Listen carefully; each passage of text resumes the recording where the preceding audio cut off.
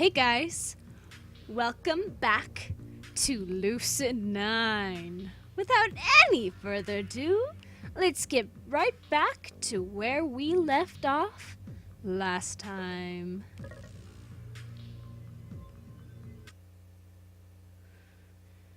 God damn it, I got a Facebook notification. Oh no, I got a message back. Fuck. Wordlessly, I turn and head down the corridor. Guess someone's a little touchy. Not that I can blame her. If I had a student like me, I'd hate him too. I tromp down the stairs to the first floor and stop before a door at the edge of the hallway, bearing the sign J. Ryota, dorm manager. I rap sharply on the wood 3 times. Mr. Ryota? Ryota? I don't know. What is it? Nuclear war? What? No. Meh. Don't feel like opening the door for anything less important. I could open the door myself. Locked it. Don't bother. I press my ear against the door, listening keenly. There it is. Action-packed orchestral strings just barely bleeding through the wood. Faint clanging of swords on shields. Are you in a clan war, Mr. Ryota? Ryota? I don't know how to say that. Bah! A moment later, and the door's lock clicks open. Woo! Nice room, man! I slip inside the room, holding back a smile. The office is minimalistic in its furnishings, but fairly welcoming. Warm light encompasses the rooms, highlighting the comfortable chairs arranged around a coffee table that bears a bowl of potato chips. It looks more like the office of a therapist rather than the office of a school dorm manager.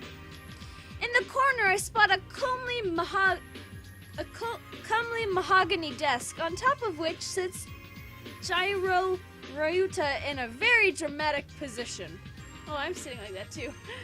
Welcome to the satin room. Have you brought an offering to appease the Dark Lord? Indeed, I have. With an equally exaggerated bow, I present the book and note from my teacher. Mr. Ryuta's eyebrows scrunched in confusion. The hell is this? I kind of got in trouble earlier for talking back. Instead of detention, the teacher's convinced that I need a more permanent solution. Like death? I can help you with that. She was thinking more along the lines of counseling, I believe. Oh, okay.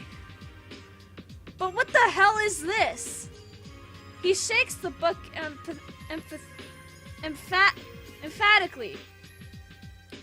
The curriculum that the teacher recommends for, helping me.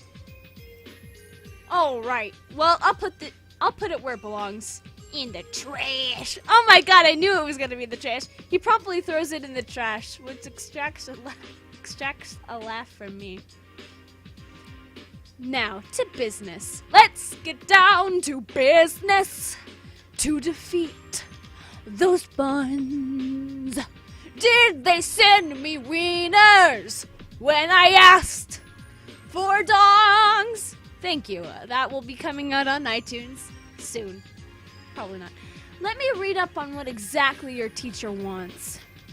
His eyes drift over the paper that I silently hand to him. Ah, oh boy. Isn't this precious?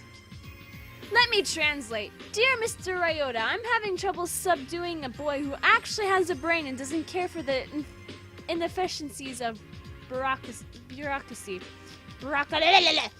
Sincerely, a woman who was certainly the most boring person in her graduating class. I choke back laughter as he crumples the paper into a ball and lops it in the trash. By the way, don't tell anyone I said that, or I might get fired. And then you'd have to take counseling from Miss Hanazawa. And then where would we be? Consider the NDA signed. Mr. Ryota reclines easily against his chair, kicking his legs on the table. So, how's the apartment? Still in one piece, mostly. Good to hear. And Phil? Phil? The little houseplant. The one I placed on your shelf. Your memory sucks more than mine, kid.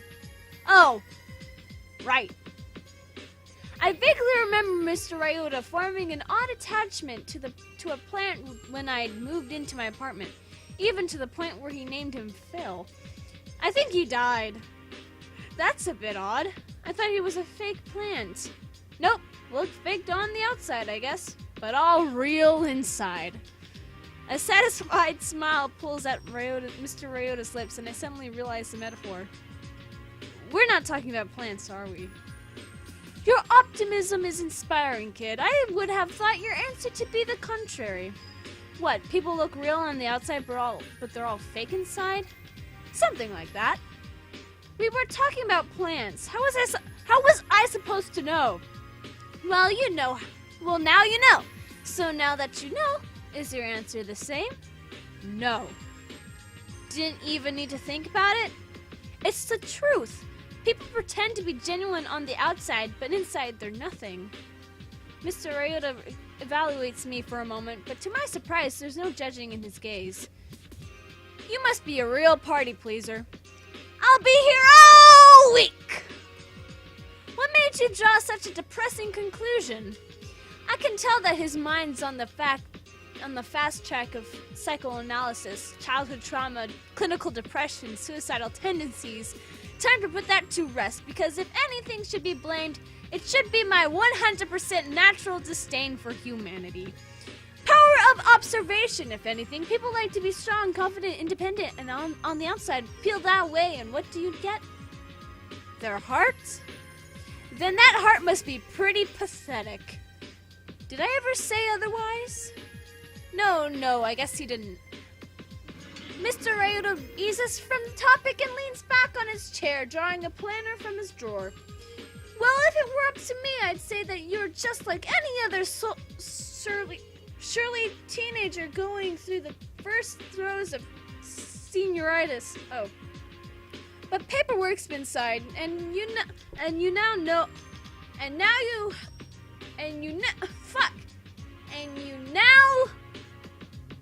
now, why am I saying now?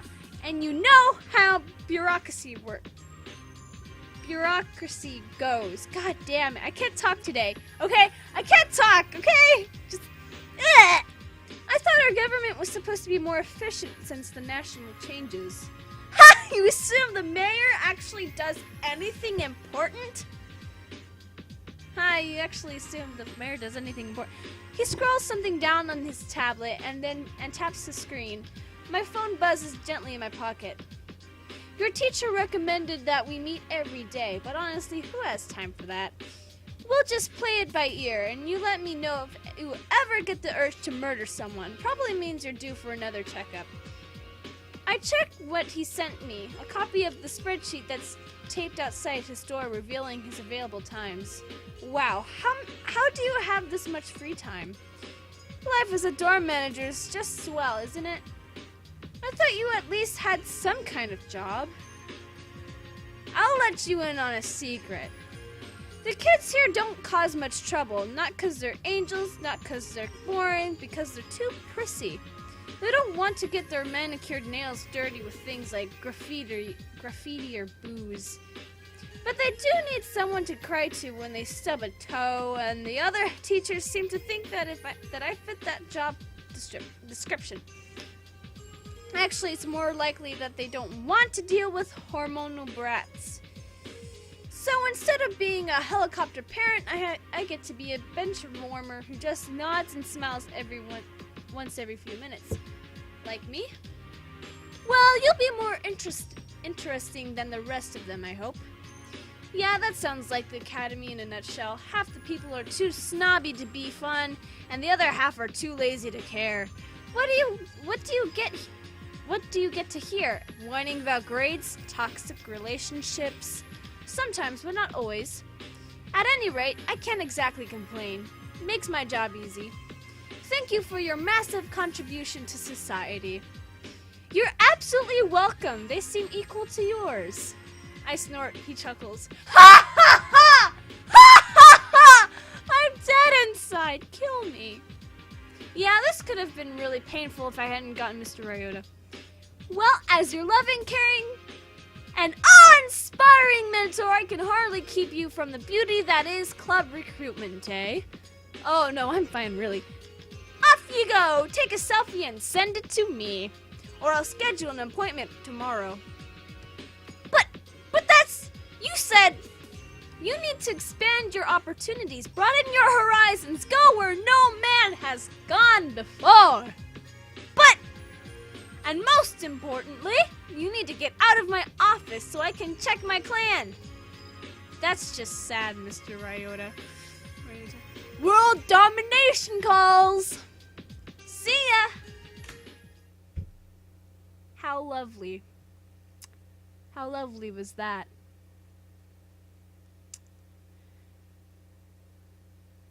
And without another word, he shoved me out and slammed the door in my face. Well, guys, I hate to cut it short, but I think this episode is good enough, okay? It's a B+ at best, okay? Anyways, guys, if you like that video, that episode of Lucid9, leave a like and leave a comment down below. Share it with your friends. Subscribe if you have not. And I'll see you in the next episode. And remember, die safely. Bye-bye.